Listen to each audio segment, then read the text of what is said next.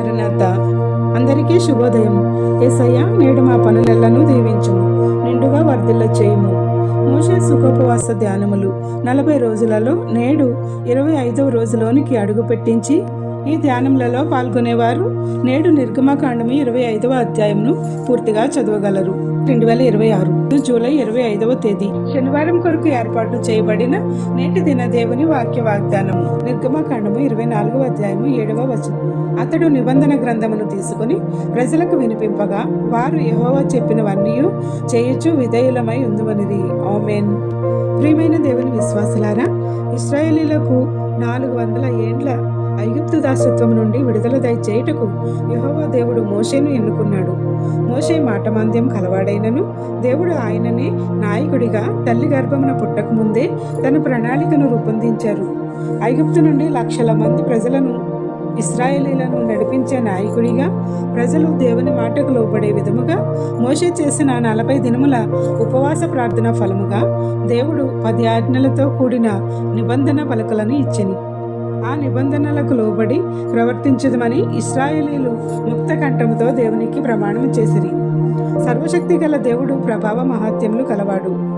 గొర్రెలను కాయుచున్న మోషేకు కొండపై ఆయన పొదలో అగ్ని రూపంలో కనబడి మాట్లాడి ఎరుగని ఇశ్రాయేలీలకు ఆయన యెహోవా దేవుడని బయలుపరుచుకున్నారు.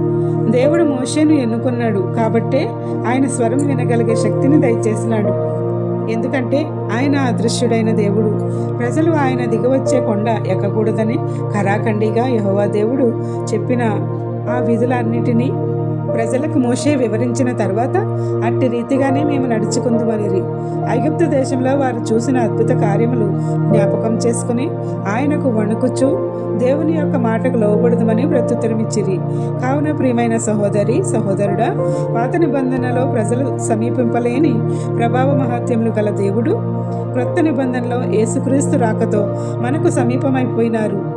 అందుచేత మనము ఆయనను సమీపించి మనకు కావలసిన ఈవులను పొందగల శక్తిని దేవాది దేవుడు మనందరికీ దయచేయును గాక. ఆమేన్. ప్రార్థన. ప్రియమైన మా పరలోకపు తండ్రి, నీ కుమారుడైన యేసుక్రీస్తును ఈ భూలోకమునకు పంపి మా పాప క్షమాపణకై తన రక్తం ఇచ్చి మమ్మలను విమోచించి నీ బిడ్డలముగా కొనసాగుటకు ఇచ్చిన నీ గొప్ప ధన్యతలకై కృతజ్ఞతాస్తుతులు చెల్లించుచున్నాము. మేమైతే నీ ఆజ్ఞలను పాటించక, నీ నిబంధనలకు లోబడక సైతాను యొక్క చీకటి శక్తుల ప్రభావముచే బంధింపబడుచున్నాము. కావున నీవు ఇచ్చిన ఆజ్ఞలను గైకొంటూ నీ వాక్యములను నిరంతరము ధ్యానిస్తూ మీ పరిశుద్ధ సన్నిధిలో నడవగల స్థితిని మా ఎల్లరికీ దయచేయము. తద్వారా మేము నీ నుండి మాకు కావలసిన ఈవులను అందుకునే శక్తి సామర్థ్యములను మా ఎల్లరికూ దయచేయమని వేడుకొనుచున్నాము. నిన్ను మాత్రమే ఆరాధించే మా పైన నీ దీవెనల వర్షము కుమరించుము.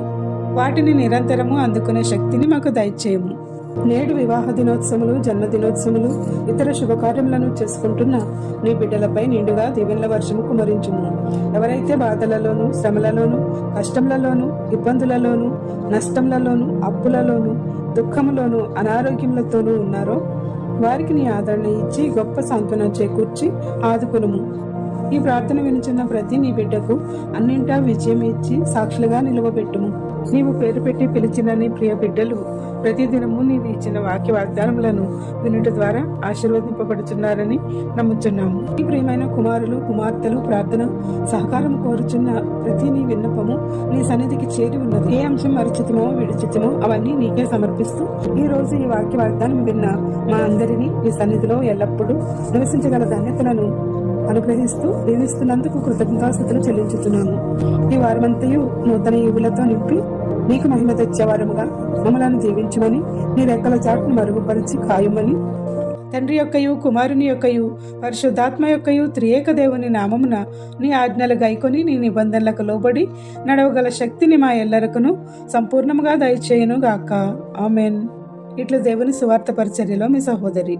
Praise the Lord. God bless you. అందరికీ మరణాత.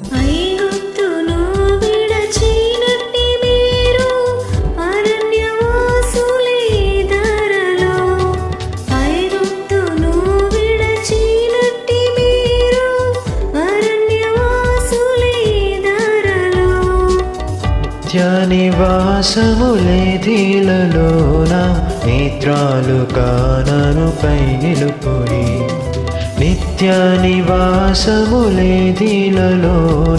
నేత్రాలు కాననుపై నిలుపుడి. సియోను పాటలు సంతోషముగా పాడుచు సియోను వెళ్ళుదము.